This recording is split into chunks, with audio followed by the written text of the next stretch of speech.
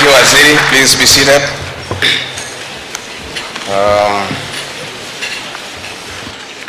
The Cabinet Secretary for Health, Susan Nakumicha,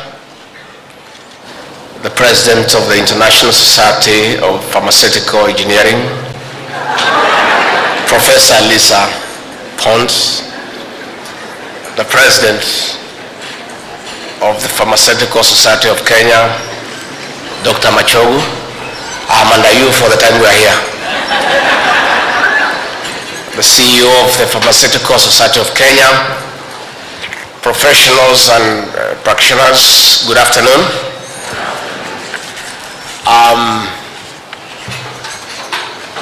Let me read what my people and I have put together. Then I can say a few things from my heart. Let me start by congratulating the Pharmaceutical Society of Kenya as you turn 60 years. 60 years is a major milestone for an institution, as it is for an individual. To build an institution that sustained itself for 60 years is not easy. It requires people of strength and character who care and who go above and beyond the call of duty. On behalf of our President, His Excellency Dr. William Ruto, I wish to acknowledge PSK for the immense contribution you have made to the health sector since independence. You have worked with our nation's most at risk in the fight against disease, one of the three enemies of the nation identified by our founding fathers after we gained freedom from colonialists. Distinguished professionals, our celebration today is not so much a festivity, but a solemn occasion to pause and look back at the 60-year journey, an opportunity to reflect on challenges and what we can do better, a chance to refocus and give priority to strategies that contribute to the health sector and to the Ruto administration's plan of transforming Kenya. Under the plan, universal health coverage and manufacturing feature prominently. The government banks on universal health coverage, UHC, which was unveiled during the 60th Mashujaa Day celebrations last year to ease access to quality health care for all. In manufacturing, Kenya is setting its sights on becoming a leading regional hub for the production of medicines and healthcare supplies to reduce costs and ensuring accessibility to all citizens. The theme of this conference, Pharmacists Transforming Policy, Practice and Patient Safety, is therefore spot on and resonates with the ambitions of the Kenya Kwanza administration as well as the aspirations of our people. Distinguished professionals and all those present, to achieve the quality that we seek in UHC, the society is a crucial actor in instilling professional standards. This is besides supporting other agencies like the Ministry of Health, Pharmacy and Poisons Board, the Veterinary Medicine Directorate, among others, in ensuring products are safe, secure, effective, accessible, and affordable for all. That is why we are excited that among other legal and policy frameworks, PSK has ignited and sustained a robust discourse among professionals, other sector actors, and the public on the Kenya Drugs Authority Bill 2022. Among other matters, the bill proposes the establishment of a single regulatory body on human and animal medicines in fulfillment of the Health Act 2017. This is important as we strive to consolidate and strengthen our regulatory systems in the supply chain. Furthermore, this move will help us meet the World Health Organization's maturity level 3 standards of a stable, well-functioning and integrated regulation system, while similarly boosting the competitiveness of locally manufactured medicines.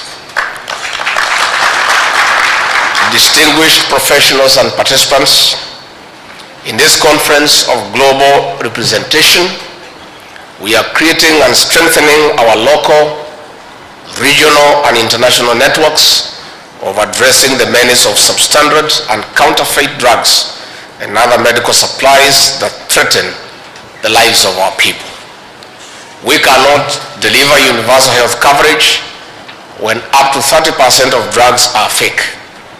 We cannot spur local manufacturing when fake and counterfeit drugs are scooping up to 15 billion Kenya shillings of the market share.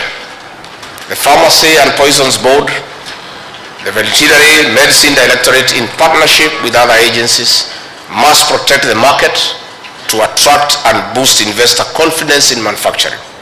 This is through an intensive, coordinated and sustained crackdown on crooked suppliers and dealers. I hope they are not in this conference.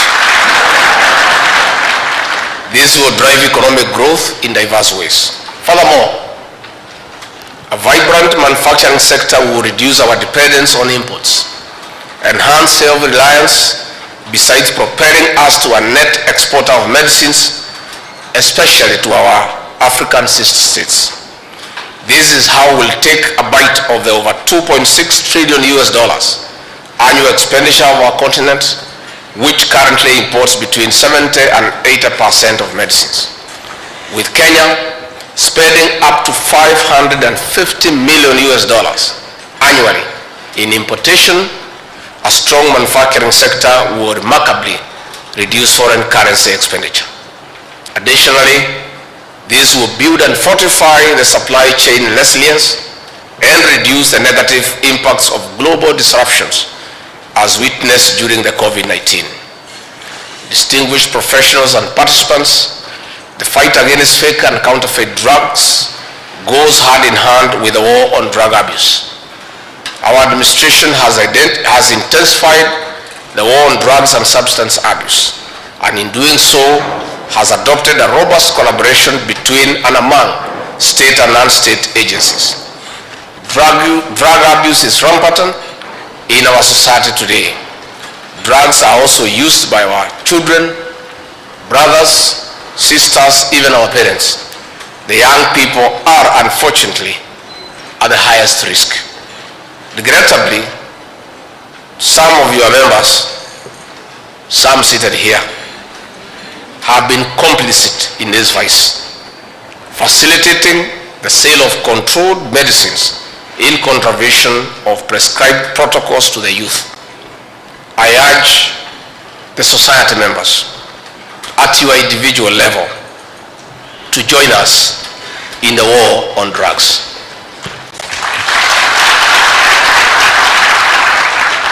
Admittedly, there are cases of pharmacists leasing out their licenses at a fee or leaving behind their licenses to running pharmacies and chemists.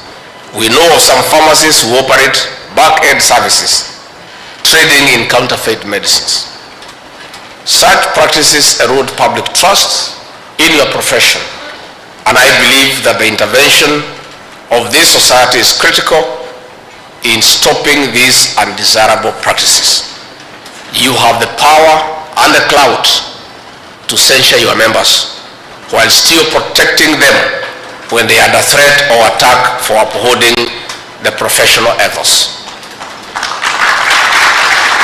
This delicate balance serves as the greatest test of professional body identity. Our professional bodies often narrowly focus on economic self-advancement, which they have a right to do, but which in the end has led to the neglect of the public good. We often public to whom they serve, but their members who abuse their professional positions and compromise their oaths of office. I challenge the PSK to raise this bar, not only for the good of the profession, but for the country in general. Continuously demand a higher standard of yourself and your members. We call for a joint approach between the Pharmacy and Poisons Board, the Veterinary Medicine Directorate, PSK, the Kenya Pharmaceutical Association, the Veterinary Board of Kenya, and other relevant agencies in aiding unregulated access and use. I request the pharmacy and the veterinary subsectors to work with the government in saving and sobering our nation, especially the youth. Distinguished professionals and participants, in conclusion, let me again underscore the importance of professional bodies in achieving national aspirations and the Vision 2030 and the Ruto administration's plan for a better and prosperous Kenya. I believe this conference provides a good opportunity for you to engage and deliberate on various futuristic topics, regional and indeed a global focus. I wish you fruitful deliberations and looking forward to actionable outputs of this conference that will transform the health sector. I now declare the International Scientific Conference 2024 officially open.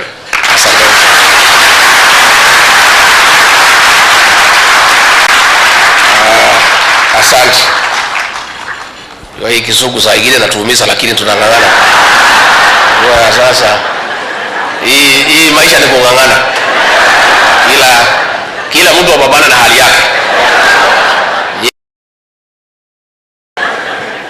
Tumia dawa hii, wacha hii, tumia hii ni mzuri, na sisi tung'ang'ane na kuongoza Kenya. I want to say thank you very much for inviting me. I know you wanted to listen to me. Hata mimi niko na maneno kidogo na nyinyi. First and foremost, I want to express our government's respect for professionals and professional bodies. Our professionals are very important for the development of our country and the well-being of the Kenyan people. The years you took through school up to university are not in vain. They must count for something in supporting humanity and improving the lives of the people of Kenya. Pharmacists play a very important role in the health sector,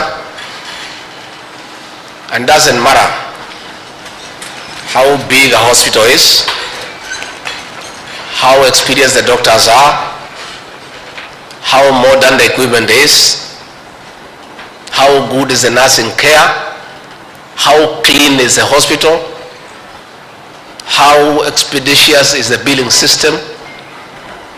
Without a strong support of a working pharmacy, you don't have a hospital. And all treatments, the diagnosis, the theater, whatever it is, at the end of it, after admission, the final stop before you go home is a pharmacy. That tells you the importance of your profession.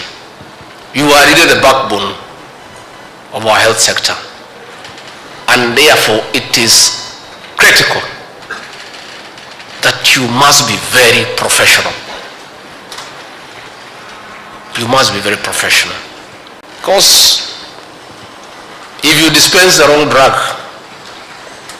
the whole value chain from a consultation through diagnosis and tests and all that, if the if you dispense the wrong drug, all that effort is in vain. We therefore call for a very professional and robust body that you are members to support our health system. I want to say that I'm leading the fight against drugs and substance abuse. And one of our weak points are pharmacists and chemists. Some properly licensed and run by professionals. Yet, they dispense drugs that are supposed to be dispensed against prescription over the counter. We have a lot of young people, even in this town of Mombasa, getting a lot of syrups and mixing them with other things to get a very dangerous combination that is harmful to our children. I want to call upon all those professionals who run pharmacies and chemists to live up to your oath and just do the right thing. Please don't dispense drugs over the counter that are supposed to be dispensed upon a prescription. Again, let us put a good record of all drugs that we dispense. That is for licensed establishments. Again, there are very many other quacks who have opened pharmacies and chemists that are not licensed and that are not run by people who are professional. I want to request that you as society works with us, and we are willing to pair you up with our county security and intelligence teams to crack down on unlicensed pharmacists and chemists, shut them down, destroy the drugs, and take the people who are running them to jail where they belong.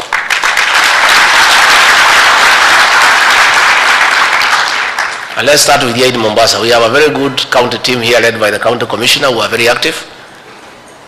And county commissioner, I really want to thank you and your team for what you have done to run the drug barons here in Mombasa out of town.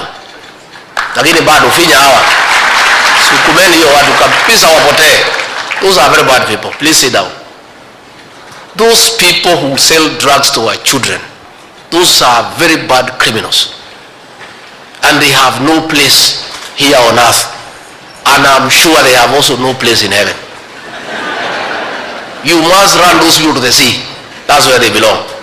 Usukume hii watu mpaka kwa bahari huko. And that is happening here in Mombasa. And they are crying. Na bado. So please, I want to request this society. Talk to us.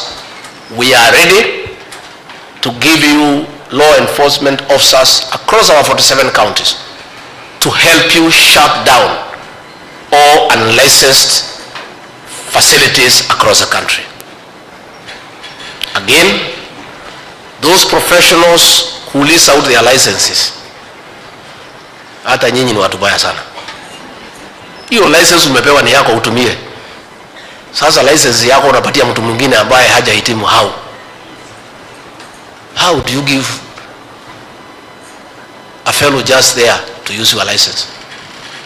Kama alitaka kuwa na chemist yangeenda university asome. Aumie huko na mambo ya kati na nini na ile mambo iko huko. Sasa tu. Sasa wewe umesoma na hii masomo vile iko ngumu. Mtu